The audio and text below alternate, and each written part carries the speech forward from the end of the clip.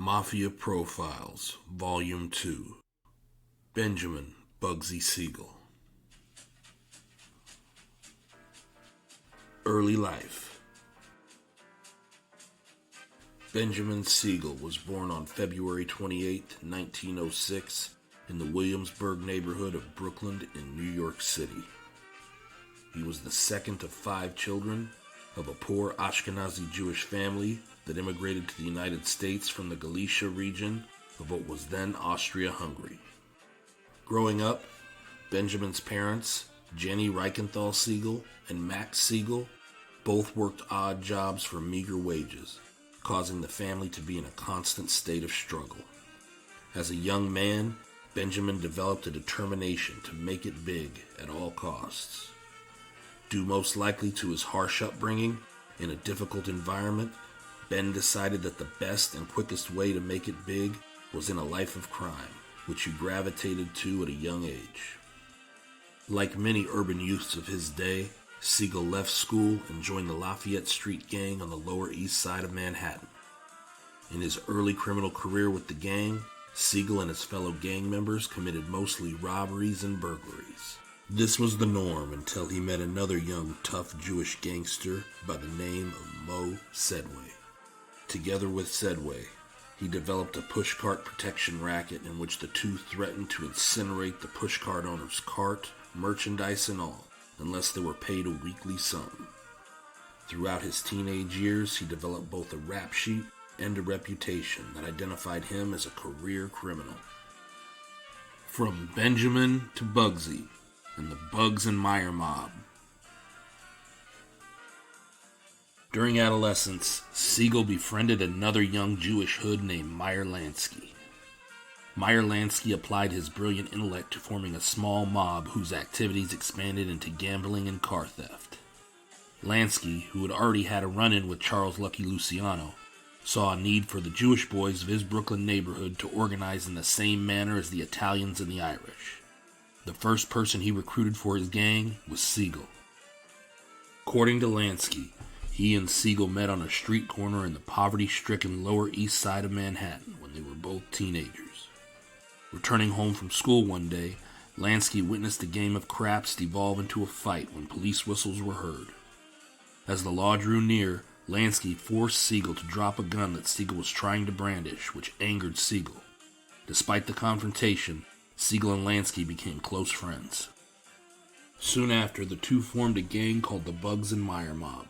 In the outfit, Lansky was considered the brains, while Siegel was the brawn. Siegel, the youngest of the gang, was known around his neighborhood as Chaya, a Yiddish word meaning untamed or animal. He had a reputation for having a short temper, and people described him as being crazier than a bedbug, which gave him the nickname Bugsy that he came to hate. The gang grew a violent reputation as they would extort money from Jewish moneylenders and storekeepers, as well as Irish and Italian shop owners and gamblers. The Bugs and Meyer mob fronted illegal operations by owning a car and truck rental garage that would serve as a warehouse for stolen goods. Lansky and Siegel's gang, through their longtime association with Luciano, would frequently be employed to work with Joe Adonis's Broadway mob through the 1920s. During this period, the New York City Police Department recalled the gang being vicious. One veteran New York detective described Siegel as seeming to like to do the job himself. He got kicks out of seeing his victims suffer. During this time, the gang became involved in bootlegging within several major East Coast cities. Siegel would also work as the mob's hitman, whom Lansky would also hire out to other crime families. The gang kept themselves busy by hijacking the liquor cargoes of rival outfits and were known to be responsible for the killing and removal of several rival gangland figures. Members of the gang included Abner Longies Willman, Louis Lepke Buchalter, and Lansky's brother Jake. Joseph Doc Stratcher, another member of the Bugs and Meyer mob, recalled to Lansky's biographers that Siegel was fearless and saved his friends' lives as the mob moved into bootlegging. Bugsy never hesitated when in danger, Stratcher told Uri Dan. While we tried to figure out what the best move was, Bugsy was already shooting. When it came to action, there was no one better. I've never known a man who had more guts. Siegel was also a boyhood friend to Al Capone. When there was a warrant for Capone's arrest on murder charges, Siegel allowed him to hide out with his aunt. Siegel first smoked opium during his youth, and later in life, he was involved in the drug trade. By age 21, he was making money and he flaunted it. He bought himself an apartment at the Waldorf Astoria Hotel and a Tudor home in Scarsdale, New York. When he was out, he wore flashy clothes, all while enjoying everything the New York City nightlife had to offer. From May 13th through the 16th in 1929, Lansky and Siegel attended the Atlantic City Conference representing the Bugs and Meyer mob. Luciano and former Chicago Southside gang leader Johnny Torrio held the conference at the Ritz-Carlton Hotel in Atlantic City, New Jersey. At the conference, the two men discussed the future of organized crime and the future structure of the Mafia. Siegel stated, "The Yids and the Dagos will no longer fight each other." It was also around this time Siegel married Esta Krakauer, his childhood sweetheart. They had two daughters, Millicent Siegel, later Millicent Rosen, and Barbara Siegel, later Barbara Saperstein. He had a reputation as a womanizer, however, and the marriage ended in 1946. A few years later, during the Castellamarese War, Lansky and Siegel helped Luciano eliminate the Mustache Petes and organize the modern American Mafia. Bugsy Siegel, along with Joe Adonis, Albert Anastasia, and Vito Genovese, were the hitmen that shot and killed Joe Masseria on April 15, 1931. Lansky also assisted Luciano with the murder of Salvatore Maranzano by recruiting Jewish hitmen that included Siegel, Red Levine, and Abraham Bo Weinberg. On September 10, 1931, Maranzano was shot and stabbed to death in his Manhattan office. The New Mafia, New Opportunities, and Murder Incorporated. When Lansky and Luciano formed the National Crime Syndicate in the early 1930s, Lansky, along with Siegel, pushed for a special outfit to handle enforcement or murders for the entire syndicate. The outfit was later named Murder Incorporated by the press. Several members of the Bugs and Meyer mob, including Siegel himself, served as advisors or hitmen for Murder Inc., and the group was believed by many to be responsible for between 400 and 1,000 contract killings in the 1930s and early 1940s. The group was originally headed by Lepke Buchalter, who would give the outfit its orders from the board of directors of the syndicate. The orders were usually passed to Operations Chief Albert, the Lord High Executioner Anastasia, who would then assign the hits. Of all their murders, the most famous was probably the murder of Beer Baron Dutch Schultz, who had openly defied the syndicate. In October 1935, Schultz insisted on putting a hit on Thomas Dewey, who was leading an all-out effort to put the mob out of business. The syndicate board overruled Schultz. They feared that Dewey's assassination would incite public outrage and result in an even greater campaign to shut down the rackets. Schultz, however, vowed that he would ignore the board's decision and kill Dewey himself. The board decided they needed to act immediately to kill Schultz before he killed Dewey. Hitmen Mendy Weiss and Charles Workman were given the assignment to kill Schultz.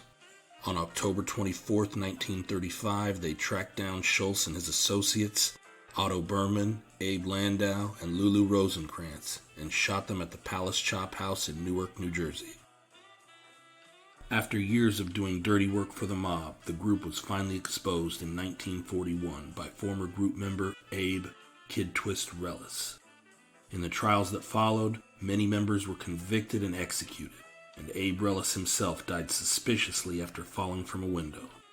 Thomas E. Dewey first came to prominence as a prosecutor of Murder Inc. and other organized crime cases before being elected to become the 47th governor of New York. From trouble at home to King of Cailfornia. Meanwhile, Siegel had learned from his associates that he was in danger. Over the years, he had developed many enemies in New York, all of whom wanted to see Siegel dead. In the late 1930s, the East Coast mob sent Siegel to California. Once in California, his mission was to develop the syndicate-sanctioned gambling rackets with Los Angeles family crime boss Jack Dragna. Early on, Siegel would recruit gang boss Mickey Cohen as his chief lieutenant. Knowing Siegel's reputation for violence and that he was backed by Lansky and Luciano, Dragna would accept a subordinate role. On tax returns, Siegel claimed to earn a living through legal gambling at Santa Anita Park. He soon took over Los Angeles' numbers racket and used money from the syndicate to help establish drug trade routes from Mexico. Together with Cohen and Dragna, they also organized circuits with the Chicago outfit's wire services. By 1942, $500,000 a day was coming from the syndicate's bookmaking wire operations. In 1946, because of problems with Siegel, the outfit took over the Continental Press and gave the percentage of the racing wire to Dragna, infuriating Siegel. Despite his complications with the wire services, Siegel controlled several offshore casinos and a major prostitution ring. He also maintained relationships with politicians, businessmen, attorneys, accountants, and lobbyists who all fronted for him.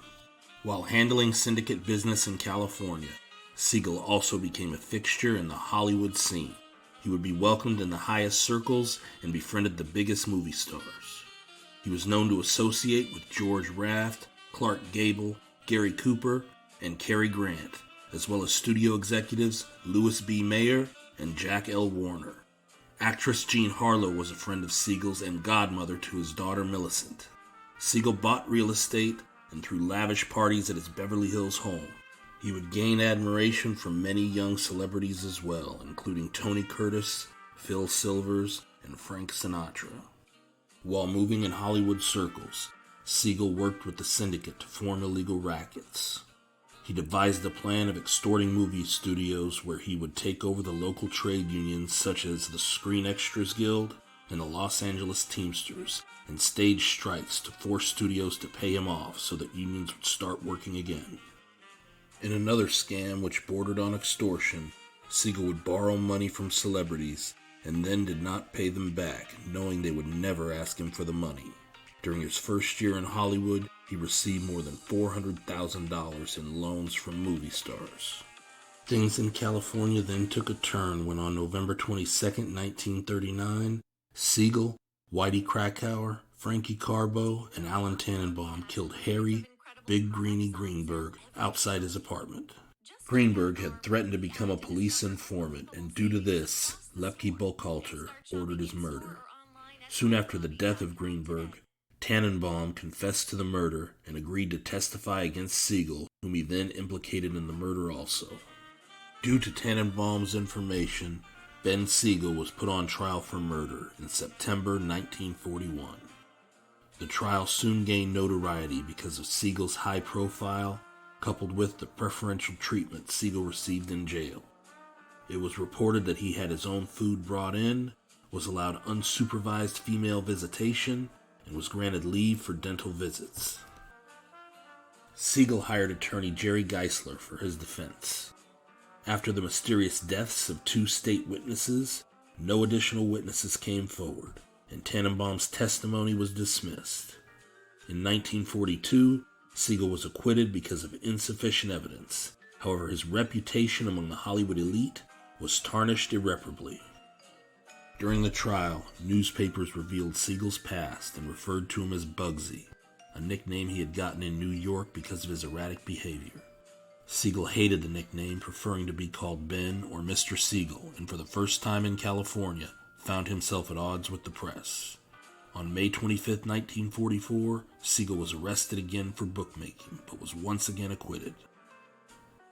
A second chance in the desert, and the creation of Las Vegas, Nevada. In 1946, feeling like his welcome had been worn out in California, Siegel found an opportunity to reinvent his personal image and diversify into legitimate business with William R. Wilkerson's Flamingo Hotel. In the 1930s, Siegel had traveled to southern Nevada with his old partner Mo Sedway to explore expanding operations there. He had found opportunities in providing illicit services to crews constructing the Hoover Dam, and Lansky had handed over operations in Nevada to Siegel, who in turn handed it over to Sedway and left for Hollywood. In the mid-1940s, Siegel was lining things up in Las Vegas while his lieutenants worked on a business policy to secure all gambling in Los Angeles. In May 1946, he decided that the agreement with Wilkerson had to be altered to give him control of the Flamingo. With the Flamingo, Siegel would supply the gambling, the best liquor and food, and the biggest entertainers at a reasonable price. Siegel believed that these attractions would lure not only high rollers, but thousands of vacationers willing to gamble $50 or $100. Wilkerson was eventually coerced into selling all his stake in the Flamingo under threat of death, and went into hiding in Paris for a time. From this point on, the Flamingo became syndicate run. Siegel began a spending spree. He demanded the finest building that money could buy at a time of post-war shortage. As costs soared, his checks began bouncing, and by October 1946, the Flamingo's costs were well above $4 million. By 1947, the costs were over $6 million, which is roughly the equivalent to $67 million today. By late November of that year, despite multiple issues that plagued its construction, the Flamingo was nearly finished. According to later reports by local observers during construction, Siegel's maniacal chest puffing set the pattern for several generations of notable casino moguls. His violent reputation did not help his situation. After he boasted one day that he had personally killed many men, Siegel saw the panicked look on the face of the head contractor Del Webb and reassured him, "Del, don't worry, we only kill each other." Meanwhile, problems with the outfit's wire service had cleared up in Nevada and Arizona, but in California, Siegel refused to report his business. He later announced to his colleagues that he was running California by himself and that he would return the loans in his own good time. Despite Siegel's defiance to the mob bosses, they were patient with him because he had always proven to be a valuable man. The Flamingo opened on December 26, 1946, at which time only the casino, lounge, theater, and restaurant were finished. Although local people attended the opening, few celebrities did. A handful drove from Los Angeles despite the bad weather. They were welcomed by construction noise and a lobby draped with drop cloths. The desert's first air conditioning system broke down regularly, and while the gambling tables were operating, the luxury rooms that would have served as the lure for people to stay and gamble were not ready. As word of the losses made their way to Siegel during the evening, he began to become irate and verbally abusive, throwing out at least one family. After 2 weeks, the Flamingo's gaming tables were $275,000 in the red, and the entire operation shut down in late January 1947. After a disastrous opening, Siegel knuckled down and did everything possible to turn the Flamingo into a success. He did this by making renovations, obtaining good press, and he even hired a newsman, Hank Greenspun, as a publicist. The hotel reopened on March 1st, 1947, with Lansky present, and began turning a profit. However, by the time profits began improving, the mob bosses above Siegel were tired of waiting. The consensus of the bosses was that Bugsy had to go. His old friend Lansky reluctantly acquiesced. On the night of June 20th, 1947, as Siegel sat with his associate Alan Smiley in Virginia Hill's Beverly Hills home, reading the Los Angeles Times, an unknown assailant fired at him through the window with a .30 caliber military M1 carbine, hitting him many times, including twice in the head. Some looked upon it as a cowardly approach, bushwhacking the formidable and weapons-proficient Siegel from a distance. However, no one was charged with killing Siegel, and the crime remains officially unsolved. Despite his death at the age of only 41, Siegel etched his name in Mafia lore and will forever be remembered as perhaps the most significant person in the creation of Las Vegas.